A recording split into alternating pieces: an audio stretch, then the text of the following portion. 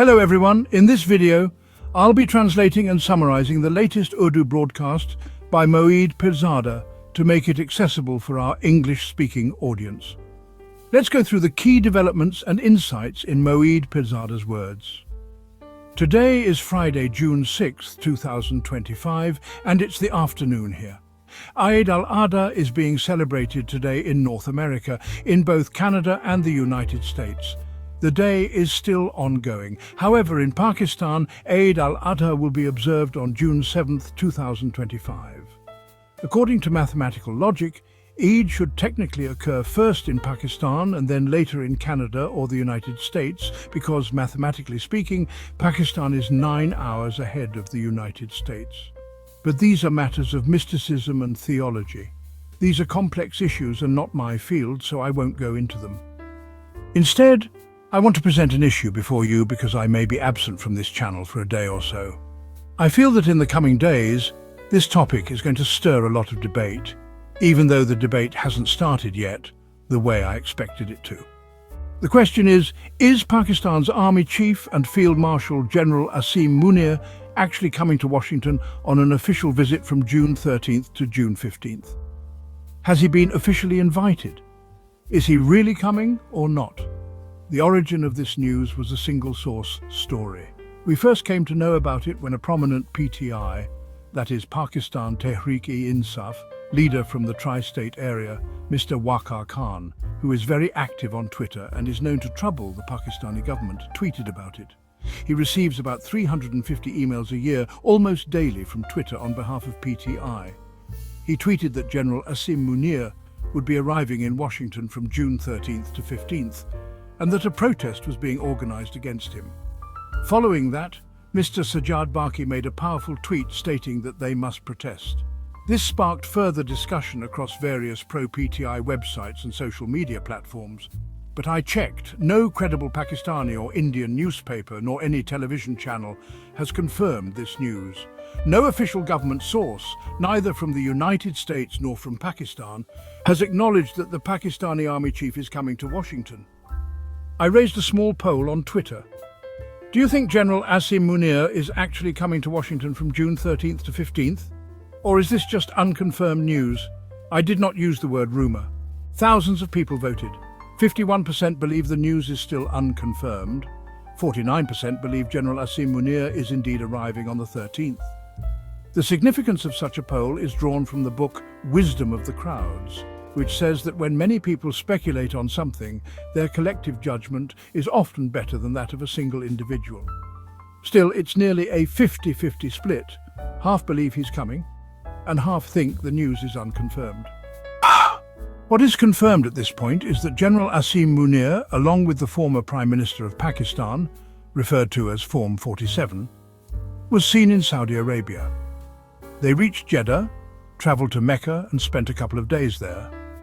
Some believe he may directly head to the United States from Saudi Arabia, though honestly my sense is that he may return to Pakistan first and then go to Washington. Now here's an interesting question. Over the past 10 to 15 years, say from 2010 or 2015 until 2025, how many times have Pakistan's leaders visited Saudi Arabia? This includes Imran Khan, the Sharif family, Asif Ali Zardari and his family, Mohsin Naqvi and others. Almost every time we hear someone is in Saudi Arabia for Umrah or Hajj. But is it really for religious devotion, or are these visits political in nature, simply covered under a religious veil? My limited research shows that in earlier times, when Saudi Arabia was not geopolitically powerful, Muslim leaders hardly visited. A French scholar I once heard in Islamabad mentioned that no Mughal emperor ever went for Hajj. Even among the Ottoman sultans, very few ever performed Hajj. This was partly due to travel difficulties, but also because the religious significance of Hajj was not politically leveraged the way it is now. From the 1930s to the 1980s, before petrodollars became influential, even during that time, important Muslim figures didn't frequently visit Saudi Arabia. So the political meaning of today's visits is something you might understand better. Let me offer an interesting analogy. In Punjab, there are many shrines and Sufi centers where important people gather, not just for religious reasons, but as networking hubs. Top civil servants, corporate leaders, and senior military officers often visit places like Bari Imam near Islamabad. These are political switchboards, masked as religious spaces. So are today's Saudi visits divinely inspired? Or are they political? I leave that question to you. Now back to the possible Washington trip of General Asim Munir. Note, since May 10th, Donald Trump has repeatedly said 8 to 10 times that the leaders of Pakistan and India are very strong men. Even during the German Chancellor's recent visit, he digressed into talking about Elon Musk, and again mentioned that he helped resolve issues between India and Pakistan. Every time he says this, Indian audiences seem to get offended. This time too, Trump said, Pakistani leaders are very strong. I know some people don't like hearing that. Who was he hinting at? India, the American establishment, or Pakistan itself? Most likely, his reference was towards India. Now, publicly, the leader of Pakistan is Shahbaz Sharif, Form 47, but everyone knows the real power lies with General Asim Munir. So when Trump talks about a strong leader in Pakistan, he is clearly referring to General Asim Munir. What does this imply?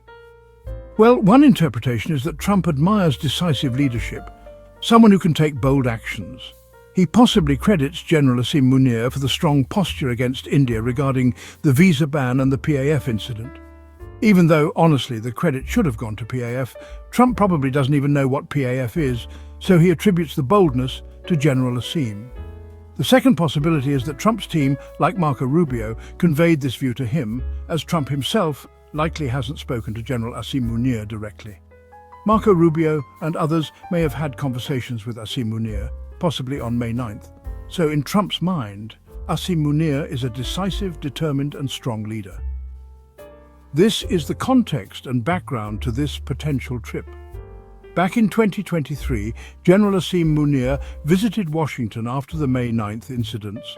In the 2 years since then, no other army chief besides General Kayani has made 2 official visits to Washington within such a short span.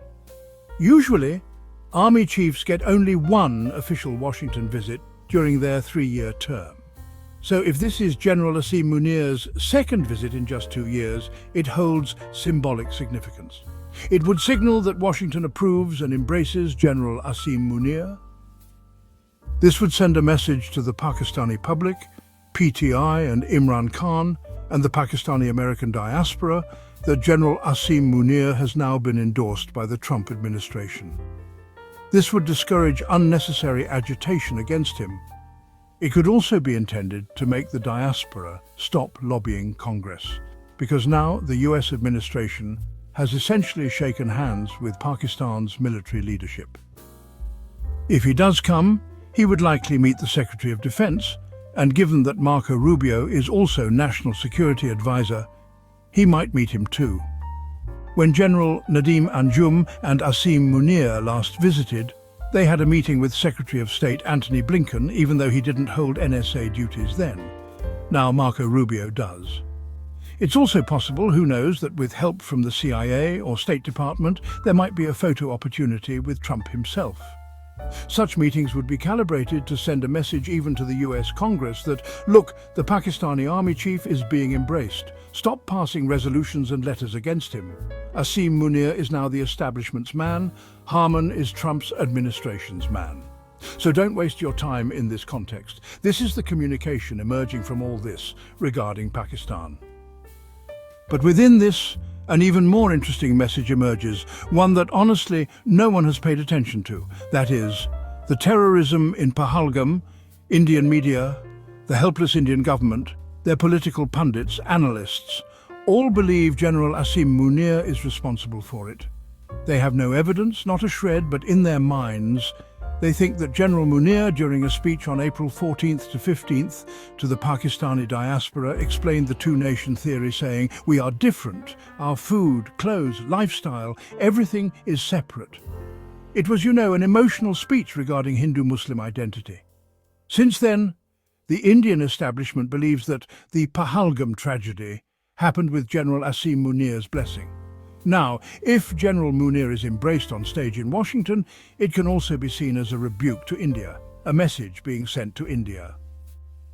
In recent days, we've seen India approach the IMF, the World Bank, and the Asian Development Bank with a big show against Pakistan.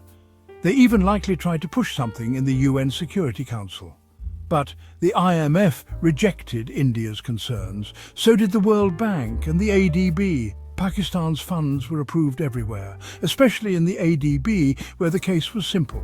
Pakistan borrowed $800 million, and based on that loan, it was taking a $1 billion commercial loan. India objected, asking why Pakistan needed this loan at concessional or low interest rates, but India failed on all fronts. Then, last week, a big blow to India at the UN Security Council in two committees, the 1988 Taliban Sanctions Committee and the UN Counter-Terrorism Committee. Pakistan holds key positions. It is vice-chair in one and chairs the other. This shows that the Western world and decision-makers do not currently view India as they used to. Though India's delegation met with J.D. Vance overall, their performance was not high-profile. India's foreign office and foreign policy are not being received in the West with the warmth they were once used to. What does this mean? Well, different people are interpreting it differently. Also, consider many Indians believe Trump forced Modi into a ceasefire against his will. Trump allegedly blackmailed him, saying this could become a big dangerous war. Trump wanted investment in India, wanted a big trade deal, wanted Western companies to manufacture in India instead of China. So he compelled Modi to accept a ceasefire. This has politically hurt Modi. Even Rahul Gandhi has repeatedly said the US president has admitted 11 times that he forced a ceasefire and converted that into a political surrender. Modi cannot respond, so politically this ceasefire has damaged Modi. Why is all this happening? In serious Washington circles, one interpretation is the US deep state, its intelligence community, military and Department of State have rebuked the Modi government. Why? Because of India's stance on Ukraine. They kept buying sanctioned Russian oil and reselling it after refining. They didn't accept Western sanctions. India's Foreign Minister S. Jaishankar, a very proud Indian, wrote Why Bharat Matters. His arrogant attitude toward Western diplomats over the past 2 to 3 years hasn't been well received. Also, Trump wanted specific trade concessions from India, but India blocked those too. So, a message of displeasure is being sent to India. You need to fix your attitude. Why are you buying weapons from Russia and France? Why not directly from the US? Now about General Asim Munir. There's a lot of buzz around planned protests.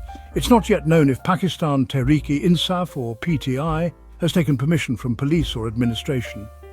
All talk is happening on Twitter, really. For protests, prior permission is required. But if PTI or Munir's opponents gather thousands in Washington or New York, it would be a huge embarrassment for General Munir. A new weapon has emerged in the tri-state area and New York. The truck? These are trucks with video screens on the back, playing banners, images and videos against the Pakistani regime. If General Munir comes to Washington or New York, you'll see many of these trucks circling the cities. Now to another issue I didn't cover in the last vlog, the breakup between Elon Musk and Donald Trump, which I predicted 6 months ago in January. I'd said their relationship would last no more than 6 months, and well, that breakup happened in the last 48 hours. It led to a fierce war of words. Both are overachievers, very intelligent, and have contributed immensely to America and the world. Trump is a major political figure, and Musk has greatly advanced tech and defended Twitter's free speech like no one else could. But this war of words was, unfortunate. Its financial impact on global markets was larger than a 4-day war between India and Pakistan. Tesla shares fell 16%, causing $152 billion in asset losses. Trump's Truth Social parent company lost 8%.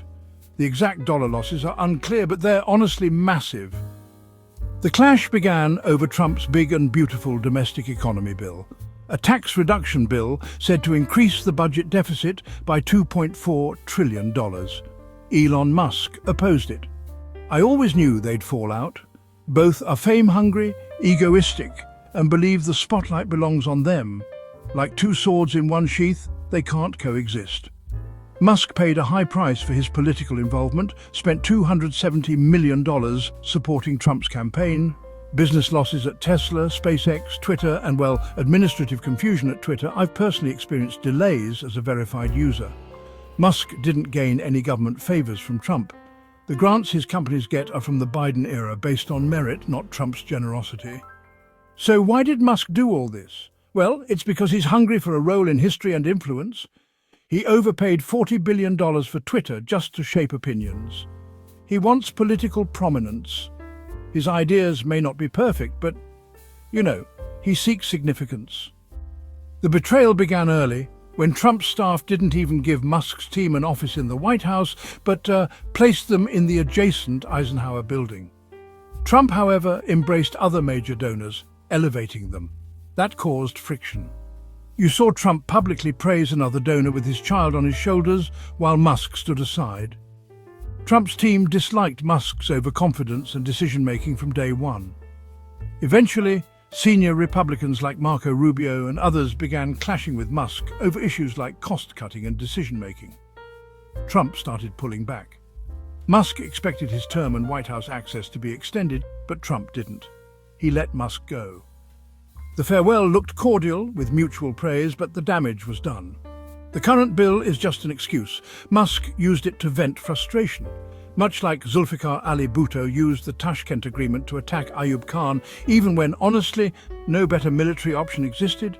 There is ego and bitterness behind this split. What next? A temporary truce will likely happen because tech investors are, nervous. But Trump doesn't forget. This fight will resume and turn uglier. Neither will fully defeat the other. Both are powerful, resourceful, and intelligent. Both will suffer. That wraps up our translation of Moeed Pirzada's video. I hope this English version helped you understand his message better. Please like, share, and subscribe to Awami Lens to help our community grow. Don't forget to leave a comment below and let me know what you thought of this effort.